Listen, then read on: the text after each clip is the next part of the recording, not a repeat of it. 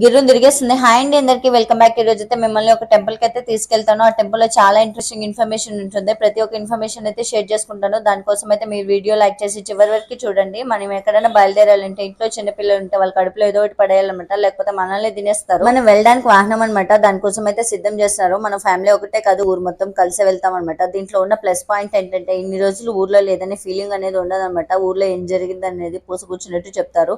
మా ఊరు నుంచి టెంపుల్ కి వెళ్ళడానికి 1 అవర్ పడుతుంది. దాని లోపల మొత్తం ఇన్ఫర్మేషన్ అనేది ట్రాన్స్ఫర్ చేసేస్తారనమాట.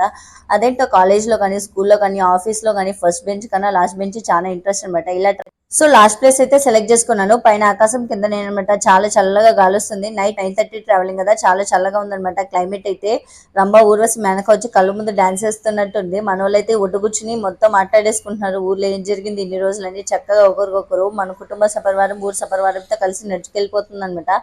వెళ్ళేటప్పుడు రోడ్ల వెంట చూసుకెళ్ళిపోతున్నారు. వచ్చేటప్పుడు ఏం కొనుక్కురావాలని మనం చాలా రష్ ఉందనమాట టెంపుల్. సో 1 కిలోమీటర్ అవతల అయితే స్టార్ట్ చేసేసారు. అక్కడి నుంచి నడుచుకుంటూ వస్తున్నాం అనమాట. నడిచి మొత్తానికి అయితే దేవుడి దగ్గరికి వచ్చేసాము. సీరియల్ లైట్స్ తో దగ్గరగా మెరిసిపోతున్నాడు దేవుడు. సో ఇక్కడెక్కడో ఉన్నాం. ఇంకా చాలా దూరం వెళ్ళాలన్నమాట. ఇది ముందు సెటప్ మాత్రమే. ఇంకా ఇంత దూరం దాటుకుని వెళ్తే గానీ దేవుడి దగ్గరికి వెళ్ళాము. అక్కడ కనిపిస్తుంది కదా, సో అక్కడ చక్రాల్లా కనిపిస్తుంది కదా, అదే తేరు అనమాట. ఇప్పుడు మనం అక్కడి వరకు వెళ్ళాలి. ఇప్పుడు అక్కడి వరకు వెళ్ళాలంటే మన ముందు ఒక 10,000 మంది స్ట్రెంత్ ఉన్నారు. ఆ 10,000 మందిని తోసుకుంటూ వెళ్తే గానీ మనం అక్కడి వరకు వెళ్ళలేము. మా నాన్న స్ట్రెంత్ చూసి మనం అక్కడి వరకు వెళ్ళడం అంత అవసరమా, సో మనం అయితే టెంకాయ కర్పూరం ఇక్కడే కొట్టుకుని వెళ్ళిపోదాం అనేసి అన్నాడు.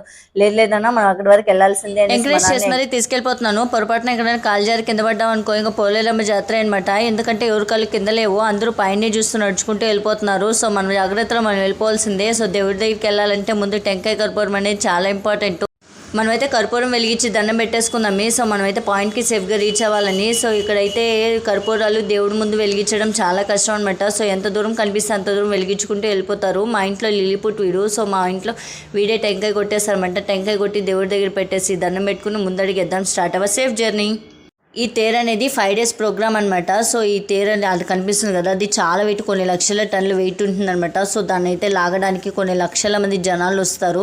కనీసం ఆ 5 days కొండ చుట్టుకుంటూ వస్తుందన్నమాట. ఆ చైన్ పట్టి లాగుతున్నారు కదా మా వాళ్ళు. కనీసం ఆ చైన్ కనిపించడానికి కూడా చాలా కష్టం అవుతుంది. కనీసం దొరకదు. అక్కడ వచ్చి తిరుక్కుని వెళ్ళిపోయే వాళ్ళు చాలామంది ఉంటారనమాట. అది దొరకకుండా కింద పడి ఒకరినొకరు తొక్కునేసే వాళ్ళు చాలామంది ఉంటారు. లాగేది దేవుడు అడిగనమాట. కనీసం చైన్ ఎక్కడుందో కూడా కనిపించదు అనమాట. మనమైతే ఉండిలో కాన్క్లేసెస్ ముందుకెళ్ళిపోదాము.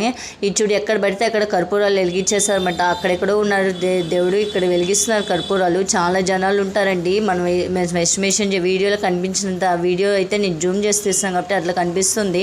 సో మేమైతే ఫస్ట్లో అయితే మార్నింగ్స్లో వచ్చేసేవాళ్ళం. ఫస్ట్ సెకండ్ డే అలా వచ్చేసేవాళ్ళం. చాలా జనాలు ఉండేవాళ్ళు. కనీసం దేవుడు ఆడున్నాడు, చైన్ ఆడున్నదో కూడా కనిపించేది కాదు. ఈ చైన్ అయితే 2 kilometers పొడవు, 3 kilometers పొడవు ఉంటుంది. ఎగ్జాక్ట్గా తెలీదు.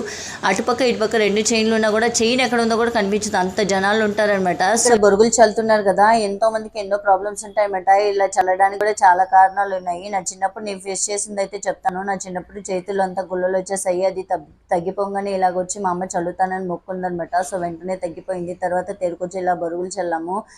ఇదైతే ఉయ్యాలన్నమాట. చాలా మందికి పెళ్లిళ్ళు అయ్యి పిల్లలు పుట్టుకున్న అవస్థలు పడే వాళ్ళు ఉంటారు కదా, అలా వాళ్ళు వచ్చి ఇలాగ ఉయ్యాలు కడితే తప్పకుండా వాళ్ళు 1 year లోపల పిల్లలు పుడతారంట. అక్కడ పసుపు కొమ్ములు కనిపిస్తున్నాయి కదా, చాలా మందికి పెళ్లిళ్ళు అవ్వట్లేదు కదా, వాళ్ళు ఇలాగ కట్టారంటే తప్పకుండా 1 year లోపల పెళ్లిళ్ళు అవుతాయన్నమాట. చాలా మంది నమ్ముతారు. అంతే కదా, ఇక్కడ టెంపుల్ లో వచ్చి కళ్యాణోత్సవం జరిపిస్తుంటారు. ఎవ్రీడే జరిపిస్తారనమాట. ఇక్కడ వచ్చి కళ్యాణం జరిపించుకుని వెళ్తే వాళ్ళకి తప్పకుండా 6 months లోపల పెళ్లి సెట్ అవుతుందంట. తప్పకుండా ఎవరైనా ట్రై చేయాలనుకుంటే ట్రై చేయండి.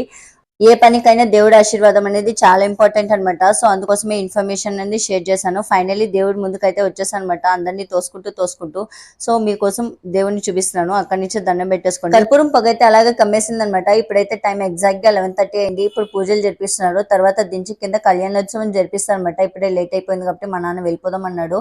సో పిల్లల్ని ఎంటేసుకుని వస్తే బొమ్మలు లేకుండా ముందుకెళ్ళలేమన్నమాట. వాళ్ళకి కావాల్సిన బొమ్మలు అయితే చూపించేస్తున్నారు. సో మనం అయితే బొమ్మలు తీసుకుని స్టార్ట్ అయిపోదాం. గుడికి వస్తే ప్రసాదాలు లేకుండా ఎవరు ముందుకు అనమాట. ఇక్కడైతే ప్రసాదం బొరుగులే కాబట్టి బొరుగులు అయితే తీసేసుకుందాం. సో గైస్, నేనైతే షేర్ చేయాలనుకున్న ఇన్ఫర్మేషన్ మొత్తం షేర్ చేశాను. ఏదైనా తప్పుగా చెప్పుంటే I'm sorry for that. Thanks for watching. Like and subscribe.